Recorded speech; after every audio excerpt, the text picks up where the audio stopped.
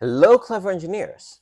It's been a month since I launched the channel, and I'm really grateful to all of you for over 27,000 views and 336 subscribers. Please continue to like and subscribe. I really appreciate it. Today, I'm going to start a series about my bug out bag. I think it's way too much to cover in one video, so I'm going to break it down into categories. This went through several iterations. Bug out version 1 was a little backpack I quickly put together after a blackout over 15 years ago. There's also a small first aid kit in there that's long gone. Version 2 was after Hurricane Sandy. Some of the items in this video, including the actual Condor bag, were bought 8 or 9 years ago. The current iteration, which I'll call Bug Out 3.0, is from the last 6 months. I'm giving you this bit of history because the bag is not set in stone. As the gear that's available improves, and as I develop more knowledge and experience about survival, EDC, and engineering, the contents will change. Now, I mention engineering because while I have quite a bit of outdoor experience, I work as a system engineer professionally. So just like with my EDC pouch, I approach this bag from an engineering and problem-solving perspective, same way I would approach my work.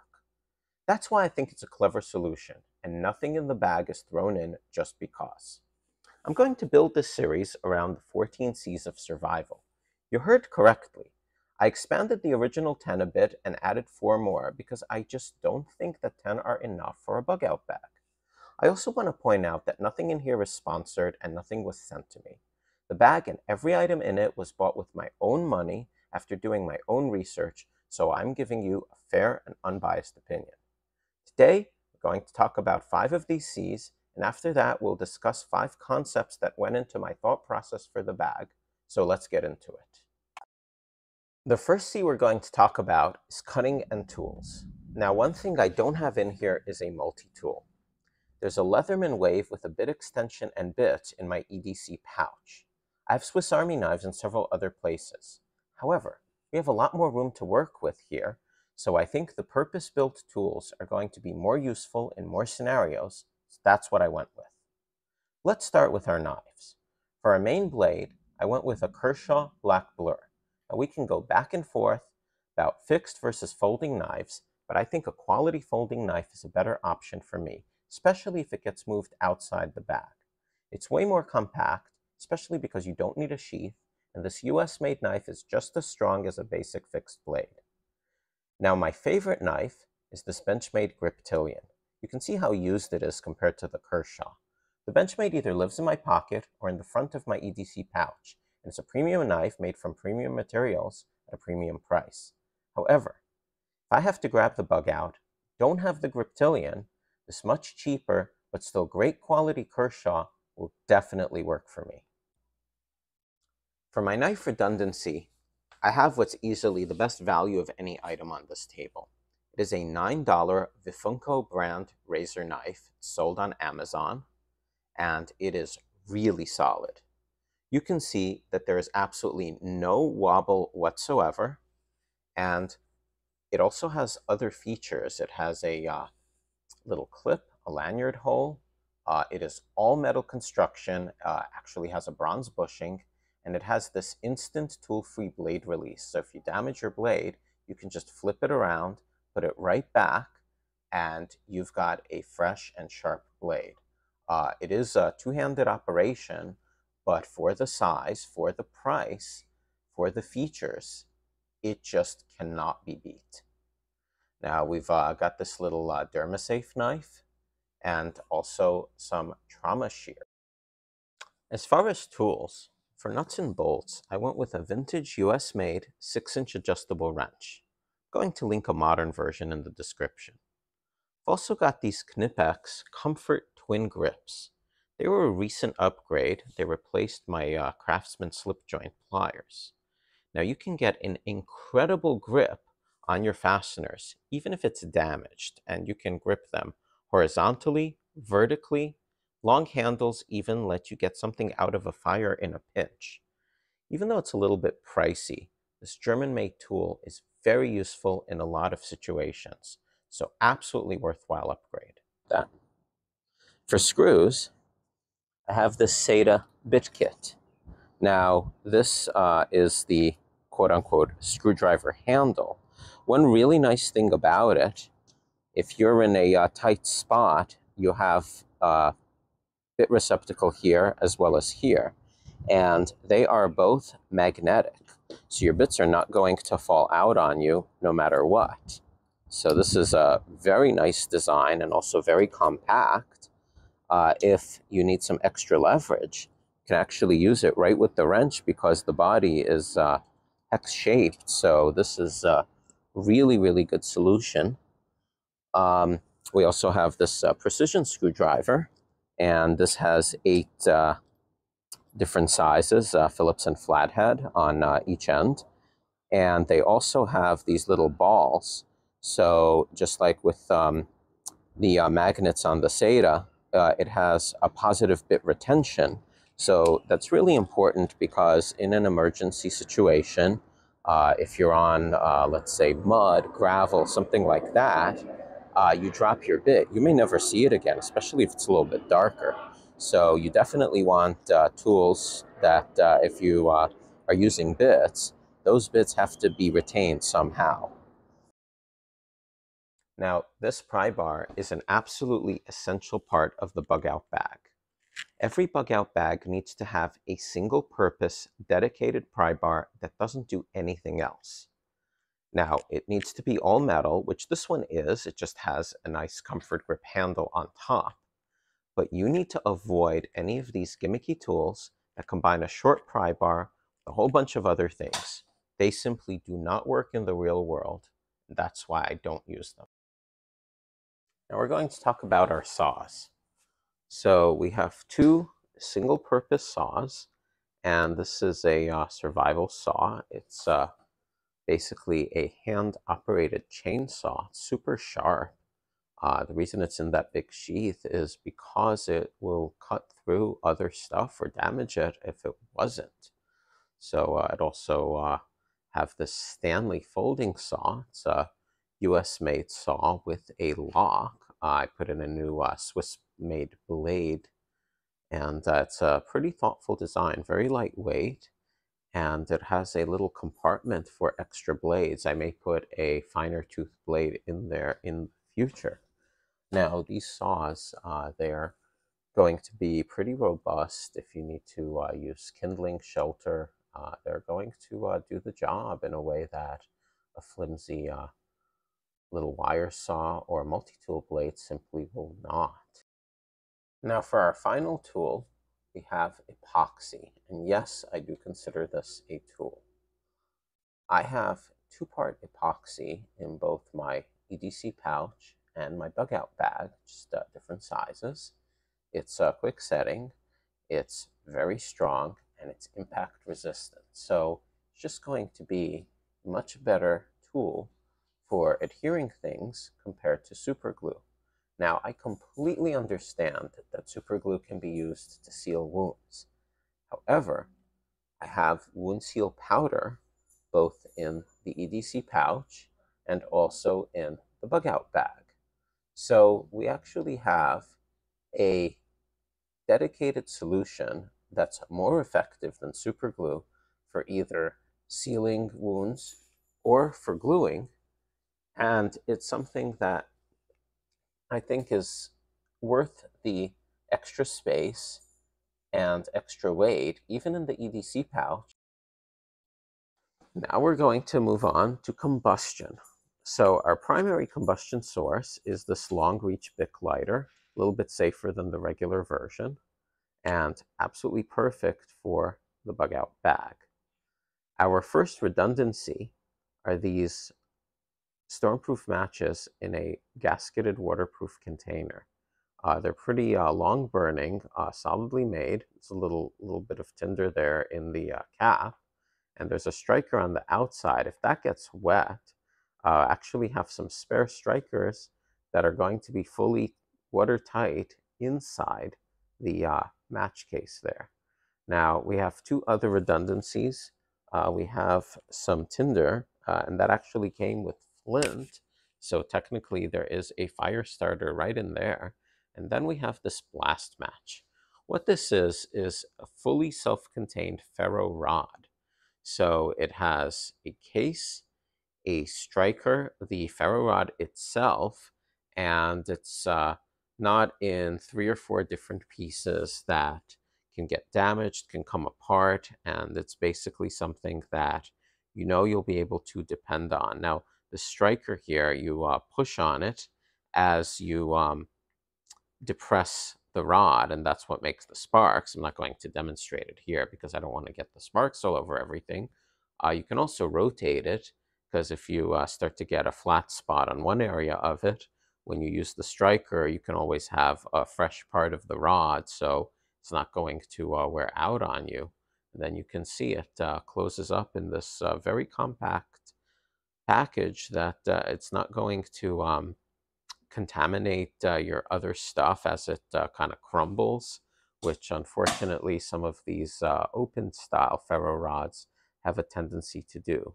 So great design, highly recommended. Now, our final combustion related items are 2 stoves. Our primary is going to be this Coleman stove with a little fuel canister, and I put a little piece of tubing there on the top to avoid damaging the connection. We've also got this S-Bit. It's a German folding metal stove with some fuel tablets. And these stoves for cooking, boiling water, they're really going to come in handy. I'm going to cover the containers as well as way to purify water without boiling in a future video. Moving on to cordage. Our primary is going to be this 550 mil-spec paracord. And we've got some Velcro straps on there so it doesn't unravel. Now, our backup is actually not that green reflective cord. It is this Technora 600-pound rated cord, and that's also 50 feet, just like the paracord. If it is as strong as it claims to be, and about 65% smaller, then it is an awesome redundancy. Now, we have this green reflective cord. It did not have a rating on it. It appears to be quite strong. I've not actually used it. But if you want to find your shelter in the dark, if you want other people to find you inside your shelter, then that is a really good solution. Now, for similar reasons, I went with orange paracord. I do see a lot of people like to choose black for stealth reasons, but I think it's actually more important to try to see what you're doing if it's dark when you're trying to build a shelter, tie some knots, and secure things. Now, I also have some zip ties. Those are useful in 1,000,001 scenarios. And I've got carabiners of all sizes and duty levels. So these little light aluminum ones are very useful for clipping some water containers onto your bag, onto your clothing. And then I have heavy duty and medium duty ones. I've also got these little rope tighteners, and you can see that I kept the packaging just so it's easy to understand how to use them if you're in a stressful situation. Our last piece of cordage is going to be this knot guide. Now, I've tied a number of different knots that I'm very familiar with, but I don't know every knot, and for the amount of space that takes up, I think it is a very useful item. Now we're going to talk about candling and lighting. This is a through night. It's a headlamp that uses either 2 CR123 non-rechargeable or one 18650 rechargeable battery. It's 700 lumens, very well made. Got it at the same time I had that Condor backpack. So I've had it for so long, it's discontinued. I'm going to link to a Streamlight that has around the same specs, same batteries, and same build quality. So you'll see that Streamlight in the description. For our handheld flashlight, I went with this Nightcore Tactical Grade, and it's not the cheapest option, but it is a great option for this bug out. Now, this is a model P12, uses exactly the same batteries as the headlamp, came with this very nice lanyard that's actually elastic, as well as that sheath and a couple of other accessories. And it goes up to 1,000 lumens in turbo mode. Our final flashlight is actually part of this weather radio. And it comes with a lanyard. It fits easily into the hand, and while it's quite sunny now, it has several modes and is surprisingly bright. So it's actually a great solution for a backup flashlight. In a future video, I'm going to talk more about this USB contraption and explain why this radio is actually a better solution than a Baofeng. Just wanted to give you folks a little preview right now so you will know what to expect. Finally, we have these light sticks. If all else fails, that is going to be your lighting redundancy of last resort. The last C we're going to talk about today is the canvas needle and thread.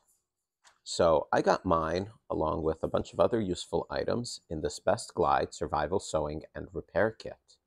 I did make a couple of modifications. I have this little bobbin that I added. It's wound up with 60-pound fishing line. So I got a big spool and a couple of empty bobbins, and I have these in a few other places, one of which is my EDC pouch. Now, some of the other useful things that are already in the Survival Sewing and Repair Kit, we have some brass snare wire. We also have a few things that I took out and moved to other spots. One of those is the Dermasafe knife that I showed you earlier. There was also some thin Kevlar reinforced cordage that I ended up moving into my EDC pouch. There was a roll of duct tape as well, very small roll, that got moved to the EDC pouch. So I've got several tapes inside the bug out bag that I'll talk about in a future video. And then earlier in this video, talked about the cordage, which is going to be longer and more substantial than that Kevlar cord that came inside the survival sewing kit. So we want to make sure everything that we have, whether it is in the bug out bag and EDC pouch, it's there for a reason. And that's why I ended up moving these things around. It just makes more sense. So we're done with the 5 C's, and now I'm going to talk about 5 concepts behind my choices. First concept I want to bring up is redundancy. Some of you probably know the Navy SEAL saying that 2 is 1 and 1 is none. However, no Navy SEAL ever said that 9 is 8 and 8 is 7, because excessive redundancy will rob space from useful and maybe critically useful items. One example is when I see 3 fairly similar screwdrivers in a small EDC pouch. There's also the wrong kind of redundancy. I've seen videos with 2 or even 5 Bic lighters. If it's windy, 5 of these won't work any better than 1. So when I choose to add redundancy, I want to make sure that it will apply in different scenarios and not just if one of the items breaks. The second concept is risk analysis. Professionally, I need to calculate risk analysis to figure out how to limit and mitigate risk and loss. Now, this is not a video about systems, but concepts from my work are very important to my thought process. For example, an EMP has an absolutely minuscule annual rate of occurrence, so carrying a bunch of candles and an old-school non-LED flashlight just doesn't work for me when I factor it into the risk formula. The third concept, which I cover in my video about what will cause me to pick a tool, also applies to most of the items in this bug out. The wound seal powder and epoxy I showed you earlier is a perfect example of this because each of these is much more useful for its intended purpose compared to superglue. On the other side, combining too many functions into a gimmicky tool is the opposite of useful. A pocket wrench and a credit card size 30-in-1 tool each claim to combine a prybar, multiple wrenches, screwdrivers, and sometimes a whole host of other tools in a tiny package. I got this as a novelty gift years ago and tried to use it multiple times but was never successful. It's too short to use as a pry bar, too bulky to be a screwdriver, doesn't have the leverage or access to be a wrench, and can't hold quarter-inch bits either. In the real world, not in theory, these gimmicky tools just don't work. So getting back to what will cause me to pick an item, I always consider the real-world usefulness, which is what the U in cause stands for. The fourth concept is readiness. Part of being prepared is to make sure that when you need an item, it's ready and it's going to work as intended. For example, when I store caffeine pills, I use a Food Saver Made bag, which I explain in another video. so moisture or contaminants won't damage the tablets and they're ready to work when you need them to. Another example of readiness comes down to battery choices. My primary batteries are non-rechargeable lithiums because they don't leak, are lighter, have more power than alkalines, and most importantly, they don't lose their charge for 10 to 20 years. That also applies to the lithium AA batteries in this radio. I see that many people go with rechargeables, but if the battery lost its charge, the device won't be ready at the time that you need it to be. We're in the home stretch, and the last concept that we'll talk about today is customization and compromise. You may disagree with some of my solutions, like adding calories and food as a survival category, and I understand that everyone's needs and situations are different. But I've really tried to think everything through, and there are reasons for every item in this fully customized bag. Of course, you can buy a pre-made bug-out bag, or even a huge bug-out bin that needs to be transported in a vehicle. Unfortunately, these off-the-shelf solutions have several problems. First of all, these companies are looking to make a profit, and that's fair for the time that they spend on research, sourcing, packing, and shipping. However, that means that even some very expensive bug-out solutions that cost over $500 have off-brand batteries, low-end tools, knives, and flashlights, as well as other compromises. If you piece together a bag yourself, it will take a little time, but you're always going to end up with better, possibly much better quality items for the same price. Also, the pre-made bags will have at least some items you don't need and will be missing at least some items that you do need. So I definitely recommend making a custom, no-compromise bag that works for you. So that about does it for the 5 concepts and 5 C's. I've only shown you a fraction of what's in this bag since we still have 9 categories to go, and I plan to split those into 2 future videos. As always, I'd love to hear your thoughts and feedback. Please like and subscribe. Clever Engineer